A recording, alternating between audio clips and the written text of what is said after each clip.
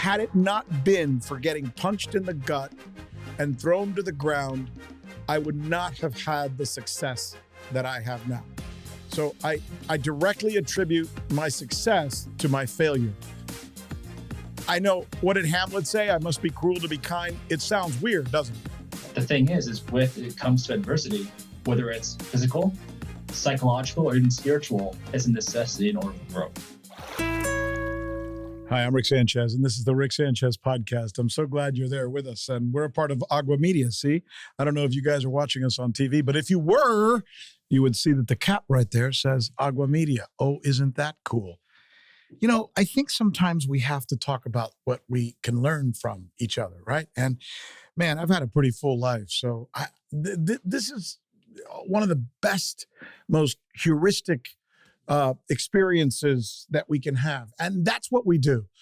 There are so many people in this country, including yourself possibly, who's looking for some ideas about how to get through things and how to pick up that information that gives you that insight that makes you perhaps develop yourself better, either from a skill set standpoint or even from an inspirational standpoint, whether it's because you want to be a better drummer or because you want to be a better wife or mother or husband. And we've talked about a lot of things, like how to make sure we always deploy routines. If you don't have a routine, find one, my friend, because you will not succeed without one. But one of the most difficult things that we're going to be seeing, especially in this coming year, if what the economists say is true, is people who lose their jobs, people who end up looking down a cliff and wondering how far does that go and why does it seem like I can't find the top anymore. And that's what happens to a lot of people, and it happened to me, right? And for me, it was, well, can I just say this to you? It was one of the most humiliating, most difficult, most trying, most crying, literally crying. Like I would cry a lot. And I never wanted to do it in front of my wife and kids, so I would find a closet at night where I would go and just cry and figure what happened. One day I was one of the highest rated television news anchors in America with my own show on CNN, seen worldwide. Hell, I had people coming to the CNN headquarters just to pay $50 to do the Rick Sanchez tour. And I was interviewing presidents and heads of state, and I just wrote a book, and all of this was happening, and it was pretty exciting for a little immigrant kid who never had anything, right? A refugee who came to this country whose parents never made more than $10,000 a year combined income, and suddenly I was sitting in the catbird seat, so to speak. But on one day, just like that, I got a phone call that said, "You're fired. Bye-bye. You no longer work here." And not only did they say you no longer work here, they also said you're tainted. And if you're not tainted enough, we're going to make sure you're tainted. So not only was I gone from CNN, I was also gone from NBC. I was gone from CBS. I was gone from ABC. I was gone from everything that was part of that national conversation where some people can get jobs like me. And not only did I no longer have that $850,000 salary, but I was going to lose my house in the process. And there was a time when I thought, well, what I know is how to be a journalist and a television news anchor, so I could just go and be a television news anchor somewhere else. And then I realized I couldn't, that nobody wanted me. Nobody wanted to have anything to do with me because of the way my story was playing out. And that's when it got really painful. For example, I got to CNN because I was the highest rated anchor in the history of South Florida. I was the guy who did the news when local news mattered, right? People in South Florida used to say, I got to go home. I got to see what Rick Sanchez is going to say tonight. Not, I've got to go home and watch the news. I want to go home and see, there used to be that guy in every market. And I was that guy somehow through luck or whatever, but I became that guy. I was the guy that all South Florida would come and watch for a long period of time in South Florida. When I started doing the news on Channel 7 and developed it into one of the most copied formats in the country because we did news differently. And it was that led me then to NBC, and NBC led me to CNN. And then one day, it all came crashing down. it all came crashing down. And suddenly I had to kind of remake myself, right? But at first you don't remake yourself because you want to do what you're used to doing. So I called around and said, okay, if the networks won't hire me, maybe a local news station. Now you would think that the guy who had the highest ratings in the history of South Florida would be able to call a local news station in Miami and say to them, and in this case, it was WFOR CBS. And I remember I talked to the news director and I said, I think I want to come back. I'm going to be available to do the news. And she was so excited. Young news director, she was like, oh my God, your ratings record, your ability to do this, you're going to take us over the top. You're one of the most known persons in South Florida, which I was still. And I was excited about doing that. Now, I know I was taking a step back, but sometimes you have to take a step back in life, right? And these are the lessons that we're going to talk about.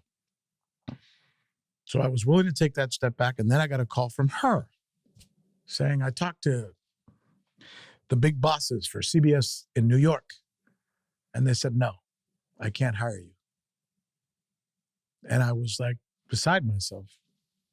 So here I was now, not only could I not have the job I had, I can't even come down. It's like a guy working at Walmart as the night manager or the guy who runs the Walmart. And then he loses that and he says, well, can I be the night manager? And they said, no. And then he says, well, can I work the cashier? And they say, no. And then he says, well, can I sweep the floors? And they say, no, we just don't want you here. And you say, but I used to run this place. And that's kind of what it felt like for me. But then somehow something happened. And I realized, and so will you if you're in this situation, so will you, that you can use your tools not to do specifically what you did, but you can use your tools and your skills to develop a new you, to develop another person. Somebody who's not Rick Sanchez, the newscaster, he may now be Rick Sanchez, the radio host, or Rick Sanchez, the guy who has a television show in Spanish because he happens to be able to speak Spanish. And in that world, they don't care about whatever the hell you did or said at CNN. And eventually, maybe even Rick Sanchez, something else. And I'm going to tell you about what that something else is. And you're going to get excited about that because it's what I want for you. This is what I want for you. So when I couldn't get a job anywhere, I then took 3 jobs because my wife and my children had to eat. Mortgage had to be paid, right? I was there. And after losing the big job, I replaced it with 3 jobs. One of them was that I would get up every morning at 5:30 in the morning and go to my kids' school and teach there. That way I didn't have to take them out of the private school because it cost a lot of money. So the school said, look, if you're willing to come here and teach media, we'll let your kids go to school here for a discount. So that was one. And then when I was done with that, I got a job at iHeartRadio doing a radio show. And that radio show was placed in between like Rush Limbaugh and Sean Hannity. And I was doing what is conservative radio, but to Latinos. That was really good and really cool. And I stretched myself to the point where I don't think I've ever learned more in my life than from that experience. You want to know what's scary? Here's scary. Be told you have 3 hours, fill it. You have 3 hours, fill it. Start talking. Be interesting. Because if not, you're out. And you got to fill it. And you got to come up with stuff. See, when you do local news or when you do network news, you're reading a lot of teleprompter and there's a lot of people writing your stuff. When you're doing talk radio, it's you and the listener. And it's a one-on-one conversation. And it's a skill set I didn't have. And then I'd leave there and I'd go at 3:00 in the afternoon to another place to do a television show at a Hispanic TV station. And it was far away and it was hard.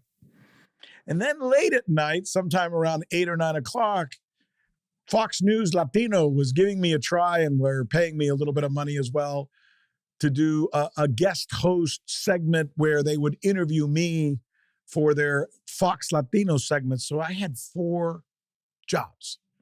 4 jobs. and it was hard. But here's the story I really want to tell you, and here's the part that I think is really exciting. Because I was doing those jobs, I learned things that I didn't know before. I learned about marketing because they make you, when you're, for example, doing a radio show, they make you find clients that are going to support your show. So you have to meet people and have dinners and lunches with them and tell them about your show. And they're going to tell you about their dental practice because now you're going to go on the air and sell their dental practice. So I realized that there was also an advertising part of this and a marketing side of this, and that I had a brand and the place I worked had a brand. And how do they then pay me based on what I say about your product if you come and you want the Rick Sanchez show to talk about your product? So suddenly I was learning all these things that I never knew before. My skills were the same, but growing, and I was stretching myself. I was stretching myself, and it was painful, and it was hard. But I was doing this, and you can too. So losing your job, getting a hit is not the end. It's the beginning of something usually better. So I'll finish with this. Because I was doing iHeart, because I learned marketing, because I learned branding, because I learned the value of my particular brand and name, and because I learned how media entities then sell that to make money, I came up with a plan. There was a guy who was a doctor, and he had a business, and he asked me if I would do commercials for his brand. And I said, no. Let's not go through the television station or the radio stations anymore. You and I. Don't pay me. Make me a partner in your company, and we'll get a television show from one of these companies, and we'll get the avails. In other words, for every, if you're doing a show that's a half hour long and they have 9 minutes of commercials, we're going to get 4.5 minutes of those commercials so we can put whatever we want to sell on there. And in this case, it was a company that I now had a part of. And that's how we did that. We literally triangulated the Rick Sanchez brand with a TV station that needed a good show, and I thought I could provide it with them, with my company coming in and taking the avails, which otherwise we couldn't afford to pay for. So I was working for almost nothing. But I thought there was a dream there. Imagine if we can use those commercials to blow up this company. And by doing so, think about this now from a business standpoint. What do you need if you're growing a business? You need customers, right? But to get customers, you got to pay tons of money in marketing. Well, I had an opportunity to have my own show. I would take half of the availabilities for commercials. That's 4.5 minutes and a half hour.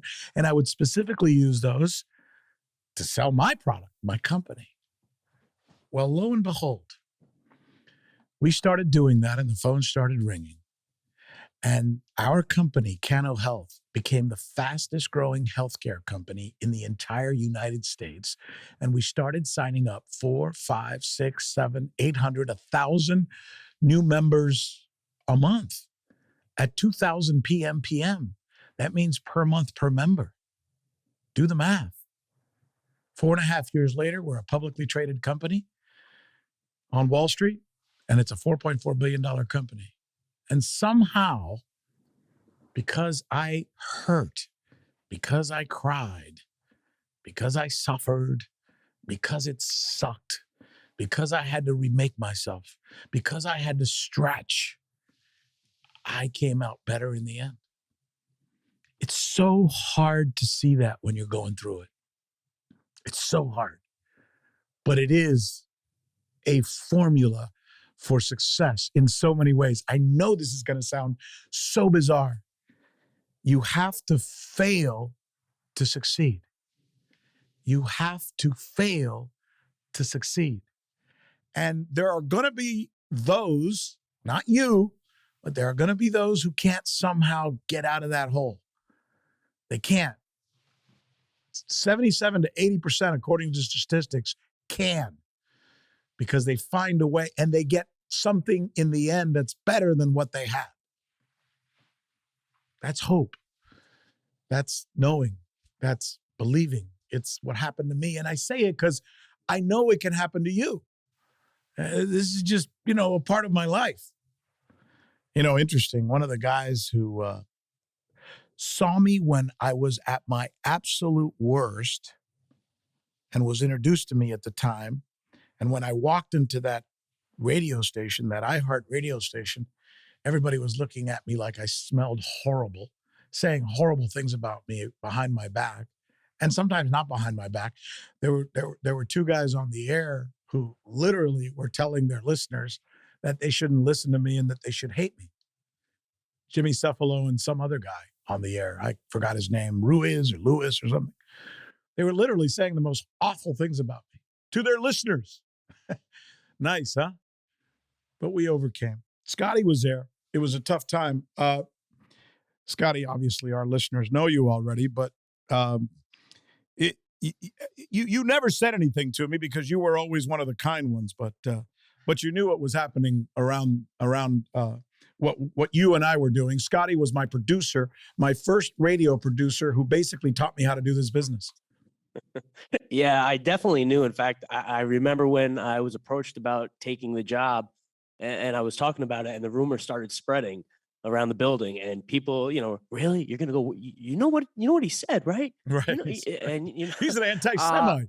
He's an anti-Semite, and you're Jewish. What are you doing? What is your family gonna think? But it's funny because my I don't know if I've even ever told you this, but my first memory of you, Rick, is I had moved down to Florida in '95. We lived in Boca Raton, and in Boca Raton at the time, they had the Miami channels. We were getting the Value Jet crash, 1996. Mm-hmm. That's the first time I can actually remember Rick Sanchez on TV and who this person is, and you covering it. And then years later, 10 years later, I remember seeing you on CNN, and you always had this larger than life personality. You were just something to be seen on TV. You couldn't take your eyes off, or if you heard you. And when I first met you, it was like, this is a shell of the man I remember. I mean, at that point, I didn't know all the trials and tribulations other than what I saw in the media and the news and from my own research, but I never spoke with you.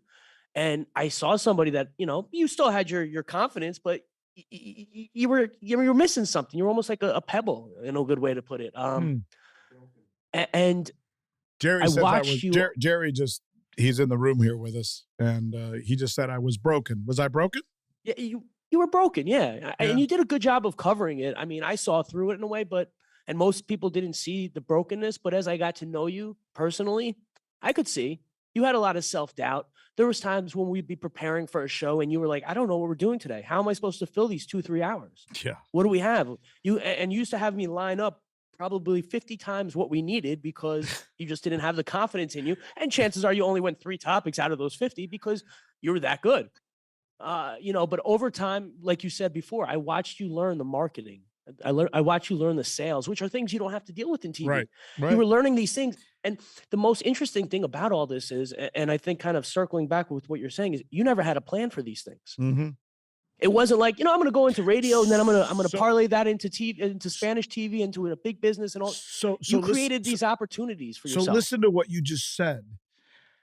Had that not happened to me, had I not been canceled in a humiliating fashion, I would argue in some measure unfairly because, you make a mistake, you say something you regret, you apologize, you say, oh my God, I didn't mean it, but no, sorry, no apologies here, you're out the door. Okay. Fair or unfair, it happened. But if that doesn't happen, I never learn those skills. I never have to stretch myself. And that's where we bring in, Jeff Butler. Jeff knows as much as anybody about this type of situation because he works with people. He works with, Jeff, you've worked with what? Tell us some of the companies that you've worked with and some of the CEO on down C-suite people who you've helped with their own scenarios, so to speak. Gosh, I was brought into quite a bit of different companies, anywhere from Amazon, Google, LinkedIn, basically being able to give different perspectives on how do you work effectively together with people in difficult situations such as these as we're speaking about now. When I say that if you had told me while I was going through it that somehow what I was going through was the greatest thing that could happen to me, I would have thought I would have thought that was nuts, right? But now I look back on it, Jeff, and I say, had it not been for getting punched in the gut and thrown to the ground, I would not have had the success that I have now. So I directly attribute my success to my failure. I know, what did Hamlet say? I must be cruel to be kind. It sounds weird, doesn't it? 100%. But the thing is with it comes to adversity, whether it's physical, psychological, or even spiritual, it's a necessity in order for growth. And the cool thing is that I'd rather bring up here, because we are concerned about what's going on with the economy right now. Pandemic just happened. We just experienced that. And we've learned we can actually go through difficult times and having to completely change our environments in order to stay afloat. So if people are worried about that, I would say, look, we went through a whole pandemic. People died. Like, yes, there will be tough things in the current economy, but we had some real trial and tribulations very close to us. So I think we're in a very good spot to bounce back quite quickly, psychologically. What do you tell CEOs? What do you tell C-suite guys who come to you and they feel like they're, done, finished? They have fallen. They've been fired. How do you lift them? How do you get them through that episode when they're in the depths of depression, to coin a phrase? Turnaround, being like a psychologist per se.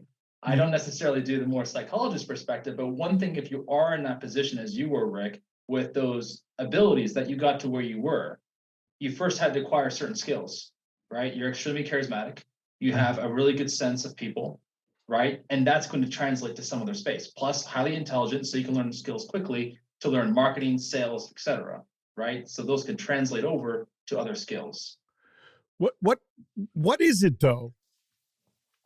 What is it that happens in a person, as far as you can tell, when you've dealt with all these? Or let me ask the question this way: Is there a characteristic that you see in management types or others who have been successful that will make them less apt to fall apart when they take that hit? Two characteristics: fortitude and malleability. Say again. So fortitude and malleability. Okay. Because think about it. If someone's successful for so many years at a certain position, they're going to be locked into that way of behaving. But they have to have that malleability because the world changes and they have to acquire new skills in order to accommodate those consistent changes. Most leaders that don't fail don't switch their current skill set to work with changing times. And that's why a lot of them become obsolete at a certain point. Malleability, that's an interesting word that you're using. The ability to reshape yourself, right? To bend into the environment that you now need to go in, like water, like agua, which is why we call this agua media, which is very much a Latino thing. Latinos lose jobs. Okay, fine, next. They don't dwell on issues. They don't dwell on problems. I think that's probably a pretty important attribute to have. Scotty, when you and I were going through this thing, I think every day was a lesson, right? And you also, and this is the takeaway here. When you're in that situation, you somehow have to find the rigor within yourself, right? The intestinal fortitude to not let the situation or the people around you who know that you're weak try and beat you down. And I kind of had a feeling that in a very competitive business like the media world, there is some of that, right? Oh yeah, absolutely. You saw it firsthand, and you were coming into the building as a known personality nationwide, which is a threat to other people's sales, because that's what people are competing for, is the sales revenue. So if people want to spend money there, that right there. But every day I watch your skills sharpen. You were already a people person, but you never had to deal with people on a telephone on a live radio show. Yeah. And you used to get nervous about taking calls, but over time you learn to enjoy taking those calls and talking to the people, especially the regulars and the people that would come in and give you a hard time. And just like Jeff is mentioning, these are skills that you had that you were able to remold into something that you were able to grow and adapt to the business world then, not just the media and the performing side of things. Jeff, as we go into this so-called recession, and I say so-called because there's actually some economists out there that think it's going to be a short-lived recession. Some people even say there may not be a recession. But I think the prevailing sentiment is we are going to be hit by a recession, which means, and we're seeing this already at Twitter, for example, where they were all fired. Now apparently they're trying to rehire them. But I think Facebook/Meta is firing thousands of people, as are other companies at this point.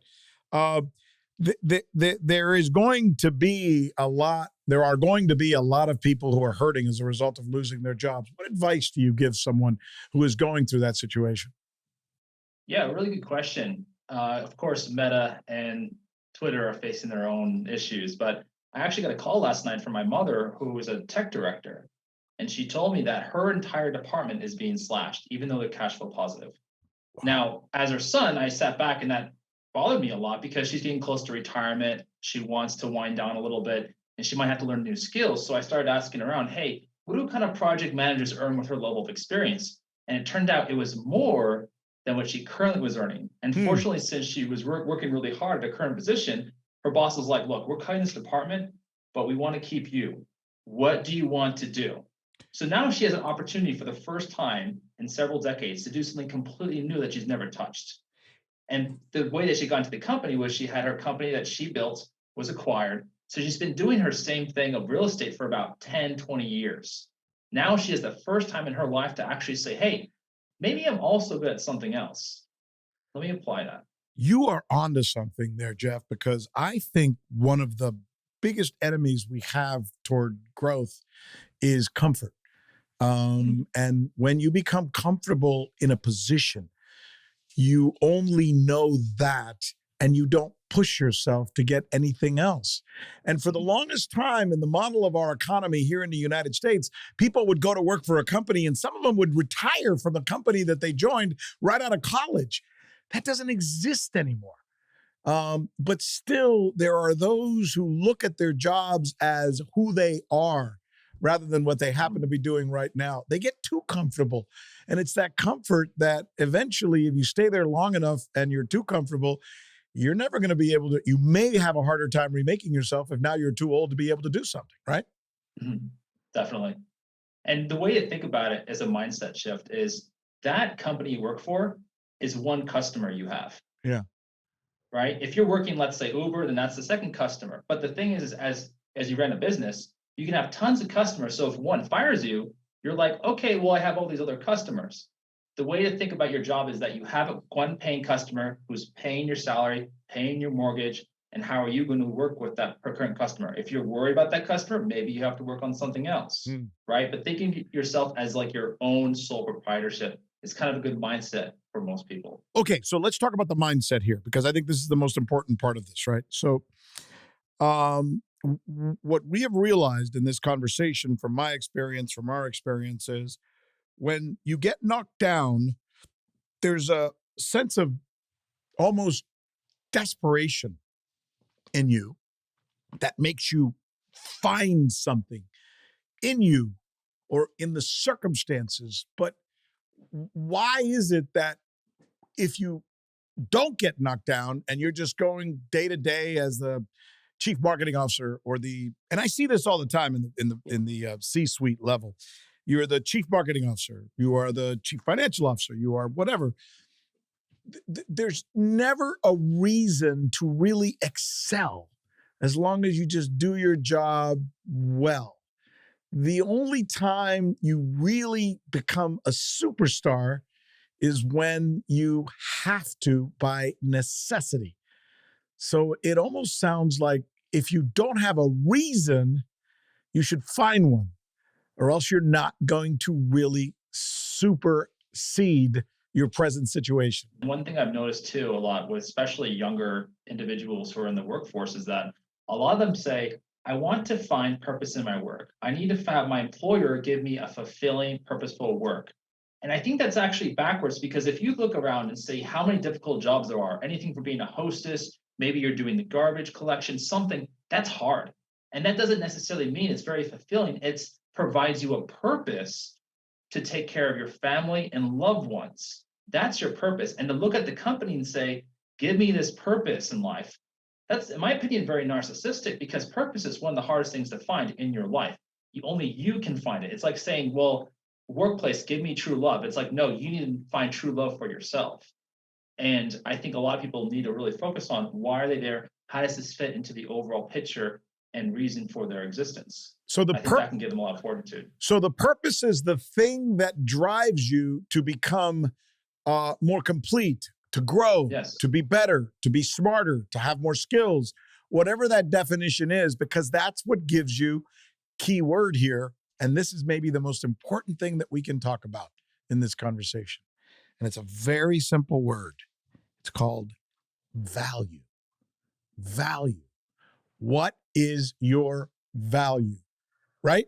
Because if all you got is a job at McDonald's and you happen to be the guy who throws the garbage out every day at McDonald's, you collect the grease and then you collect the unused buns and the bad meat, and your job is to throw it out every once in a while. That's not what most people would consider a great job.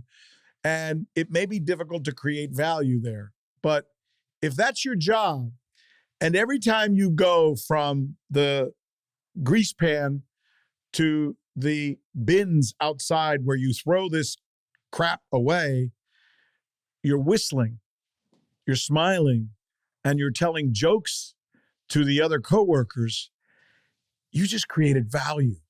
There's a value besides just what you do. So there's something about finding value in life beyond your present circumstances that separates you from the bunch. And I have found that either you find it because you just need it. And if you're that kid and that's that job, it's because, you know what? I need this to not be a dead end job. Eventually, I want to be the guy cooking, or eventually I want to be the guy who manages this McDonald's, and this is the way I'm going to do it. So it's a combination of the push and the value that you need to create in yourself. I think that's a really important lesson. I don't know how you guys feel about that. I do. I mean, I watched you rediscover the value in yourself there. I mean, you went from having millions of eyes on you to, fighting for, 20, 30,000 listeners on an AM radio station in Miami that you could barely pick up, depending on how far away you got. So I watched you rediscover that value. But there was nothing about me that was special. It was just the situation. I had to, Scotty. If you had to, I understand. Right. That's what I'm saying. What am I? Just another, another freaking guy who's trying to do the best he can out there, knowing that if he loses this gig and there's no money, who the hell's, what's he going to tell his wife when he comes home and the 4 kids who are going to a private school? And an important thing that, I don't think we really mentioned yet is support systems. I mean, I'm sure you would have, rise from the ashes eventually, by all means, not saying that it was only me or, with the people around us, but I was there to help pick you up when when you were feeling that loss of value. And having, a strong sense. Your wife was there for you. Your kids were there for you, telling you that they love you. So to have those kind of people around you, especially when you're down, you need to utilize those things, because you can't always do things by yourself. You can't always compartmentalize those emotions and feelings and by yourself. Yeah, that's strength. And I think that's true, Jeff. I mean, we talk about value, that we have to find value in ourselves. Sometimes we're pushed to find that value. But I think Scotty has a very important point, that sometimes it's the structure that you happen to have around you. I think it's easier probably for a person who has the reason. In my case, my reason was I love my wife and I love my kids and I didn't want to let them down. If I happen to be at that point in my life, a person without a relationship with a special person, my wife or my children, or whoever that person is in your life, it'll be harder probably to be able to manifest yourself into a new into a new situation for yourself, right? It's like when you actually have kids, you go through that shift of responsibility of it being not just about you. but now you have others to worry about. And that's what a lot of people go through when they actually have kids for the first time. They're like, wait a minute, my job matters now because they're not getting fed, they're not being taken care of if I don't take responsibility at what I do on a day-to-day basis. Before it was, hey, I don't mind sitting in an apartment that's 300 square feet. If there's a cockroach, not a big deal, I'll squash it. But do you want that around your kid? No. And that's what creates a lot stronger of a why to propel yourself in the workplace to create value. So, wow. You know, if the idea for us is to come together and have conversations about this kind of thing and be deterministic about what it is that you need to do when you're in that situation, I think, Jeff, you just nailed it. And you know what you said, where I think this is like, if we were doing a book on this, this would be one of the most important chapters. You said, find your why. Find your why. If your why isn't there, there's nothing to stop you from doing things you wish you wouldn't do, right? Whether it, because it goes both ways, gentlemen. Yes. We could be talking about your why will force you to learn new skills to get better. Your lack of why could also make you a drunk, a drug addict, an alcoholic, somebody who has no ambition and no reason for doing anything. When you have a wife and kids or a husband and kids, and you know that you have to pay a mortgage, which is another good why, a mortgage, then you know you can't stay out till 3 o'clock in the morning doing coke or doing whatever the hell you're going to do. You just won't. So it really breaks both ways, I think, for people, Jeff. 100%. And that's the big shift that people can go through, is if they have that strong why, they'll find that these difficult circumstances, like a recession, it's not about the recession. It's, can I take care of the people who I love, or whatever why that you have. If it's maybe to do coke every evening, fine, whatever it may be. But that will keep you going through. Good luck getting up when you're doing coke. I mean, oh yeah, I remember the 80s. I saw a lot of guys that suddenly were never there. But boy, if you ran into them around midnight, they were wide awake. And there was this really weird little white powder coming out all over their noses. Scotty, how have you dealt with that? Because I know, look, I know that you're a guy who's fun-loving, and I've seen you when you were a younger man, and you love your weekends, and you love to have your time. But then all of a sudden, you got 2 kids and a wife, right? Yeah. I remember when the kids ahead. weren't there. But that's so do your I. why, right? That's your why. That's my why now to the life that I am currently living. Yeah, 100%. My wife and I both. My wife runs a business. I work from home and work with you from home. But at the end of the day, when push comes to shoves, it's about the children. And that's what we do. Everything literally revolves around the children, and not in the sense of spoiling them. You know, like everything. Oh, you want this? You want a cheeseburger? You want a cake? You want pizza? No, I'm talking about actually the life that we've set up, the routine. So like you said, going out, I'm a guy that, likes to stay up late watching movies and TV late at night. I have to be in bed by 11:30 because I have to be up at 5:30 in the morning to get my kid to school, make sure his lunch is packed. So I have that why now. And it's 100% changed my life beyond anything that anybody could ever tell me. So we then need to almost feel sorry for the people who don't have that why. And I'll give you examples, because we may be looking up to certain people who are the sons or daughters of very successful, rich people. The sons or daughters who were given that, they knew they could have a C average and still get into Harvard or Yale. And who I'm talking about is the opposite of most of the people who listen to this podcast. This podcast is generally listened to by people who are outliers, who are ethnic, who are Latino, who usually have not had any of that shit, right? These are people who literally have always had to make themselves or remake themselves. And sometimes when I talk to my peers, what I say is, thank God that you are in that situation, because you'll have a more fulfilling life and you will really be able to reach new heights, as opposed to somebody who's born into this stuff. And where the hell do they go from there? And a lot of them actually go no place. I'm not going to name names, but you know who I'm talking about. People who we know, whether their last name is Biden and their first name is Hunter, or or whether their, last name is Trump and their first name is Eric or whatever. I mean, there are guys who I almost feel sorry for them because they haven't had what we have had. Mm. And that's another driver in what we're talking about that we should almost take advantage of. As some. I would rather hire the guy who's got that thing in his belly that tells me this guy's going to fight, this guy's going to be with me, this guy's going to be loyal, this guy's going to fight for my company, and I really want to see this guy, and I want to be with him, and I want him to be a part of my effort, as opposed to the guy who comes in who's got all the answers and has already done everything. Jeff, you run into these guys all the time. I imagine if you work with C-suite guys, right? Yeah, in a joking sense, anecdotally, when you look at some of the most successful people, one of the biggest things they have in common that you don't hear very often is childhood trauma. It's like something really bad, right? No, I'll call you there right when you're drinking water. It's something really bad that happened growing up. And like for me, I had my own in terms of like parents losing everything, breakdowns of relationships. But that's what makes me value having air conditioning.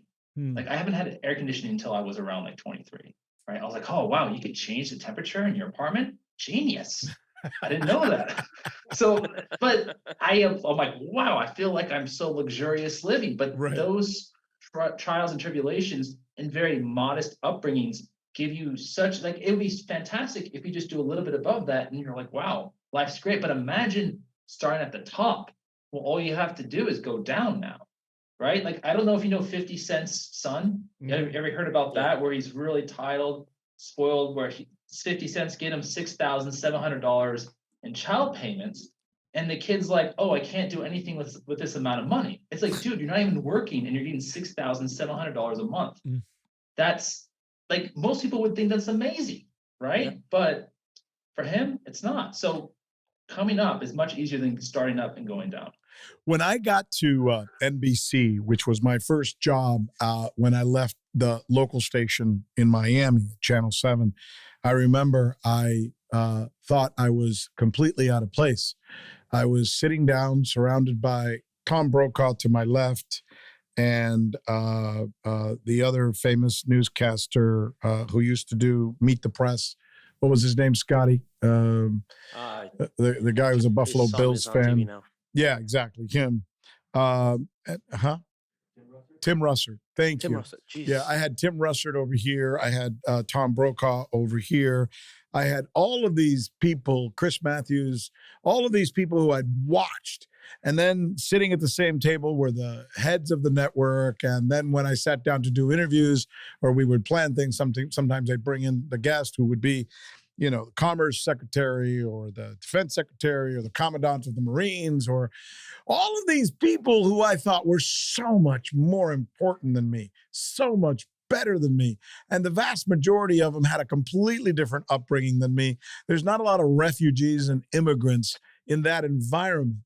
But yet, and this is what Jeff said, that I think is the most important takeaway in all of this, statistically, the biggest overachievers in this country, the people who grow billion-dollar businesses, the people who are reaching those levels in this country, the vast majority, immigrants.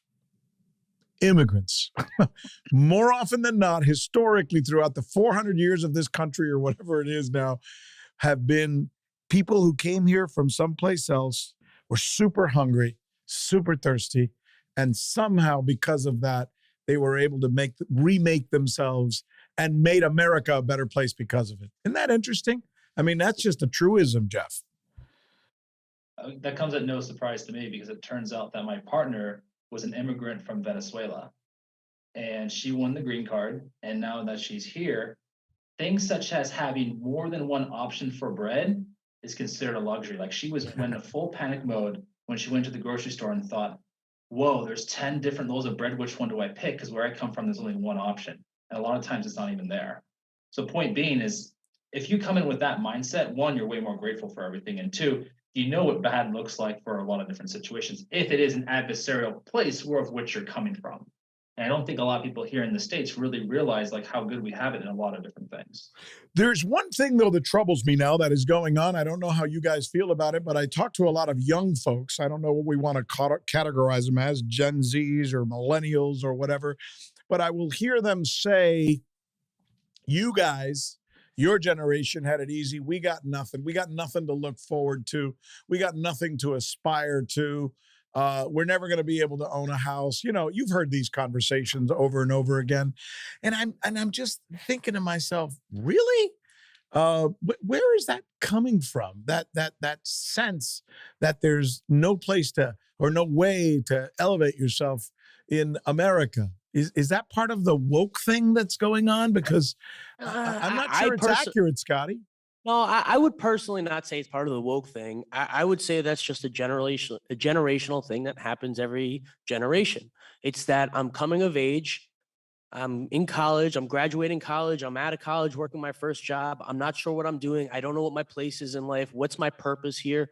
It's just that coming of age. And I truly think every generation kind of goes through that. I've heard stories of the kids in the 70s or in the 60s going through that. And you know, so I'm not so sure that that's, you know, just us as me as a millennial or the Generation Z next to us, but I think that's part of what helps people rise from the bottom. You know, it's that question, that not knowing of where you're going in life and what you're doing, and now I need to become something. I think that's part of how it happens a lot of times. Yeah, but it sounds like a losing sentiment, and I believe, Jeff, it's very prevalent out there today, more so than I've ever heard it in my lifetime. Anyway, I could be full of shit, but what do you think? I think, well, there's different parts of truth in that, right? There's definitely some fallacy. If you look at research and how much cars cost compared to, let's say, 10, 20 years ago, accounting for inflation, it is a little bit more expensive. College, a little bit more expensive. Houses, a little bit more expensive. But we did not have at that time is the amount of information that there is today online. So there are pros and cons. The other flip side is when people like to sulk around and say, well, I can't accomplish everything, things are more expensive, which is true to some extent. It's because of online world, we're able to formulate in sort of tribalism, go into different categories and say, well, you know what? I feel bad. Let me find the people who also feel bad online and tell them how bad my life is. And they'll also agree with me on how bad their life is. And it sort of snowballs itself. So that's why on a lot of the media we have today, it's so polarized, because if you feel one way, you can find a heck of a lot of people who believe the same thing online. That will further your position on whatever it may be. Yeah, it's a little bit of that wah, wah, wah. Yeah. And I can't help but, you know, just say, guys, for you, if you're a 30-year-old gal or guy and you're feeling like the world is against you, there's no opportunities for some reason, look at some of the people who came here with absolutely nothing. I mean, you have an education. You speak English. You have a roof over your head. You drive a car. I mean, there are many people who've come to this country for the last 100 or 200 years who did not have a car, did not have a roof over their head, did not know how to speak English, had no formal education, and somehow they were able to look at that opportunity and say, this is amazing. I'm going to kill it with nothing. So how can you have something and see nothing when others have had nothing and saw so much? Is that the question for the ages, guys? Yeah, I would almost throw it out that that's all part of entitlement. It's all part of entitlement, really, isn't it? Because if you're coming here, you have nothing, you don't expect anything, and you're growing for that. If you have everything, there's nothing else to acquire. Yeah, my parents made $10,000 a year combined income through most of my life, and I grew up in a barrio, and once a month we would go to McDonald's, and I remember we had a grape soda, and I thought I was the richest kid in the neighborhood because that's how I perceived myself. Yeah. I'm wealthy. I wasn't. I look back on it now. We were in poverty, but we didn't know we were in poverty. It really comes down to how you perceive yourself, and that's not about reality. That's about perception. and that's what I mean, if we take that same formula and apply it to the business world, right? If you perceive yourself as a valuable member of your company with a lot of upside, you will be a valuable person in your company with a lot of upside. If you perceive yourself as a dead ender who's got no place to go, you will be a dead ender, Jeff. I think that ties back to the original message of this whole podcast, which is being able to face adversity and growing. And a lot of people who are immigrants who come here understand the limitations that were upon them in their current environment. They come here, they're like, whoa, we can have a vehicle to actually grow in wealth, and we don't have to have the government all of a sudden take our business, which did happen a lot in Venezuela. We have those things here that actually provide that outlook. So they look at the world completely differently because they come from a completely different perspective. Mm-hmm. Hence, having faced that level of adversity gives them a leg up in this current environment. You can remake yourself. You just have to find your why. And if you don't know what that why is, figure it out, and figure it out quickly, because that is how you can become successful, no matter the odds. And that's what this conversation, this podcast has been about. This is heuristic. This is a teaching moment, I think. And that's what we try to do, to learn from our own experiences. And if we've learned anything from this conversation, is you learn the most when you're down in your luck the most. When you fall the farthest is when you rise the highest. Isn't that bizarre? Yeah. But it seems to be the case that happens consistently. It's almost a universal response to that kind of stimulus. So, guys, thanks so much. Jeff Butler, workplace strategist. Jeff, give yourself a plug. Is there anything you want us to plug for you? Is there anything you want folks to come away with? Do you want them to reach you if they want some advice or some help? Yeah, if you want to check out some of the articles I've written about the issues that happened in the past economy or things that can help you out in the future, you can go to jeffjbutler.com. Again, that's jeffjbutler.com. Jeff Butler hates me, so don't go to jeffbutler.com and email him. He's very upset with me for doing that, so jeffjbutler.com. It's jeffjbutler.com. Got it. Thanks, guys. I appreciate the conversation. It's what we do. We have conversations about real things. We try to, attack life lessons based on real experiences, something that's happening in the news or something that we can use to learn together, because I don't think there's enough of this. We do it from a Latino perspective, but really we do it more from a learning perspective. I'm Rick Sanchez. This is the Rick Sanchez Podcast. We're a part of Agua Media. For Scotty and for Jeff, I want to thank you for being with us, and let me know if you have anything that you'd like to add to this conversation by reaching out to us at aguamedia.com. Obviously, we're a podcast that you can find on Spotify or on Apple or wherever you get your podcasts. And if you happen to be seeing us on YouTube, then subscribe, baby. That's it. Ándale. Adelante. Vamos con todo. And as we like to say, con latitud, which means Latino attitude. Dale. Agua.